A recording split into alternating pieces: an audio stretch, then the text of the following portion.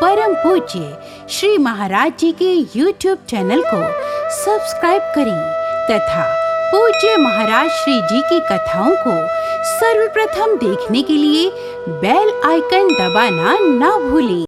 एक बार एक भौरा एक कमल के पास आया और कमल के पास आकर के कहता है रात्रि वेला में कि हे पंकज, हे कमल, अपने अंदर मकरंद का जो रस है वो मुझे पान करा तो सही, रस का पान करा तो सही। कमल ने अपनी पंखुड़ियों को सिमटाए रखा था। कमल अपने पूर्ण स्वरूप में नहीं था खिला हुआ। भौरा कमल के ऊपर विराजमान होकर के कमल से प्रार्थना करता है कि हे कमल, अपने अंदर का मकरंद का रस मुझे पान करा तो सही, मुझे एक बार पान करा दे। मैं बहुत प्यासा हूं, मेरे अंदर बहुत प्रतीक्षा है, मेरे अंदर प्यास अति तीव्र है, मैं बहुत व्याकुल हो रहा हूं तेरे अंदर के मकरंद के रस को प्राप्त करने के लिए। भौरे में शक्ति इतनी होती है कि वो लकड़ी में भी छेद कर जाए, इतनी शक्ति होती है।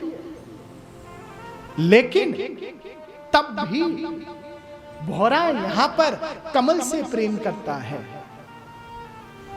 भौरा मर जाएगा लेकिन कमल में छेद नहीं करेगा। भौरा कहता है कि हे कमल, मैं तेरे चरणों में निवेदन करता हूं, मैं तेरे चरणों का आश्रय लिए हुए हूं, बस एक बार मकरंद का रस मुझे पान करा दे। मैंने तेरी आज तक एक भी पंखुड़ी को तोड़ा नहीं है प्यारे, एक बार मेरे अपने अंदर का मकरंद का रस मुझे पान करा दे।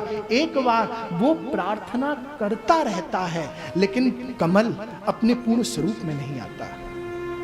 लेकिन जैसे ही प्रभात बेला होती है, अमृत बेला की पहली आरुषि का वर्षण, जैसे ही कमल का उदय, जैसे ही सूर्य का उदय होता है और सूर्य की पहली आरुषि का वर्षण जैसे ही उस कमल की एक पंखुड़ी पर पड़ता है, तुरंत कमल अपने पूर्ण स्वरूप में आ जाता है और कमल के अंदर जो मकरंद का रस छुपा हुआ होता है वो मकरंद का रस वो ऊपर अपनी पंखुड़ी पर विद्यमान करता है। और जैसे ही उस कमल के अंदर छुपा मकरंद का रस उस कमल के पंखुड़ी पर विराजमान होता है, भौरा उस कमल के रस को पान करके ठाकुर के श्री चरणों में मानो ढोक लगाता है। वो सूर्य से कहता है, अरे धन्य है तू, धन्य, तेरे कारण से आज मुझे इस कमल के मकरंद का रस प्राप्त हुआ, तेरे कारण से प्राप्त हुआ। बंधुओं याद रखना, ये कमल कृष्ण से कम नहीं है, कृष्ण जैसा ही है, बाहर से मुलायम अंदर से कठोर।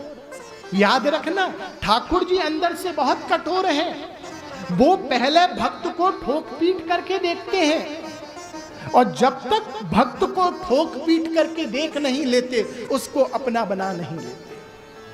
भौरा कौन है? भौरा एक भक्त है। कमल कौन है? कमल कृष्ण है।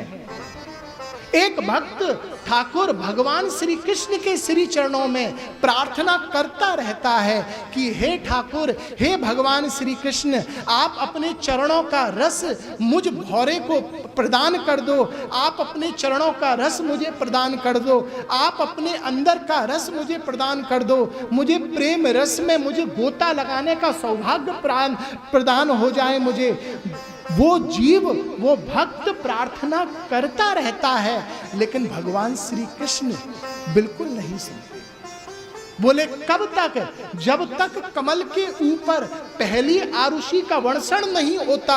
और जैसे ही पहली आरुषि के वर्षण मात्र से पहली किरण जैसे ही कमल पर पड़ती है तभी कमल अपने स्वरूप में आता है। उसी प्रकार निकुंज में अनेकानेक लीलाएं करते हुए जब स्वामिनी जी निकुंज से बाहर आती हैं और उनके आंखों से जब 1000 प्रकार के कटाक्ष निकलते हैं, उनके चरणों से 88 प्रकार के कटाक्ष अपसरित होते हैं, उनके वक्ष स्थल से 786 प्रकार के कटाक्ष अवतरित होते हैं। गौरांगे मृदिमा स्मिते मधुरिमा, नेत्रांचले द्रादिमा, बक्षोजे गरिमा, तथौ तनुमा, मद्धौ गतौ मंदिमा, श्री राधे हृदिते रसेन जडिमा, ध्यानेस्तवै गोचर। उसी प्रकार से 7786 प्रकार के कटाक्ष जैसे ही श्री स्वामिनी जी के अंदर से अवस्थित होते हुए श्री कृष्ण के ऊपर पड़ते हैं तो कृष्ण रूपी कमल भी खिल बैठता है